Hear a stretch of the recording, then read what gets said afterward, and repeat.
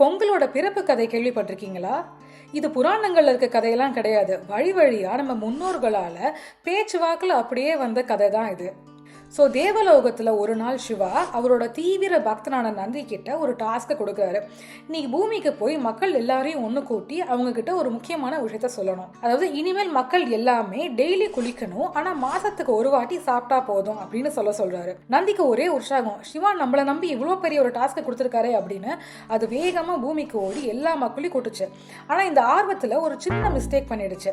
நந்தி மக்கள்கிட்ட என்ன சொன்னுச்சுன்னா, மக்கள் எல்லாம் இனிமேல் மாசத்துக்கு ஒரு வாட்டி குளிச்சா போதும், ஆனால் டெய்லி சாப்பிடணும் அப்படின்னு சொல்லிடுச்சு. தப்பு சின்னதுதான், ஆனா விளைவு பெருசாகிடுச்சு. இதனால மக்கள் எல்லாம் சடனா டெய்லி சாப்பிட ஆரம்பிச்சாங்க. போதுமான அளவு சாப்பாடு பத்தல. ஸோ அதிகமா அக்ரிகல்ச்சர் ஹார்வெஸ்ட்லாம் பண்ண வேண்டியதா இருந்துச்சு. இதை பார்த்த சிவா பயங்கர கோபமாகி நந்தி கிட்ட, ஒன்னாலதான் மக்கள்லாம் இவ்வளவு கஷ்டப்படுறாங்க, ஸோ நீயே கீழே போய் மக்களுக்கு உழுவறதுக்கு ஹெல்ப் பண்ணு அப்படின்னு சொல்லிடுறாரு. நந்தியும் பூமிக்கு இறங்கி வந்து மக்களோட சேர்ந்து வயல்ல உழுவறதுக்கு உதவியா இருந்துச்சு. என்னதான் இவங்க வயல்ல வேலை செஞ்சாலும் சூரியனோட உதவி ரொம்ப முக்கியம். ஸோ சூரியன் கிட்ட உதவி கேட்கறாங்க. சூரியனும் இந்த மொத்த ப்ராசஸ்க்கும் சென்டர் பாயிண்ட், அதாவது மைய புள்ளியா இருந்து நான் ஹெல்ப் பண்றேன் அப்படின்னு அக்செப்ட் பண்ணிக்கிறாங்க. இதனாலதான் மனிதர்களும் தெய்வங்களும் ஒண்ணு கூடி இந்த பொங்கல் திருவிழா அன்னைக்கு சூரிய பகவானுக்கும் உழவரத்துக்கு உதவியா இருந்த நந்திக்கும் நன்றி சொல்றாங்க. இந்த கதையை நம்ம அடுத்த தலைமுறைக்கு பாஸ் பண்ணலாம் இல்லையா? பொங்கலின் வாழ்த்துக்களுடன். பொங்கலோ பொங்கல்.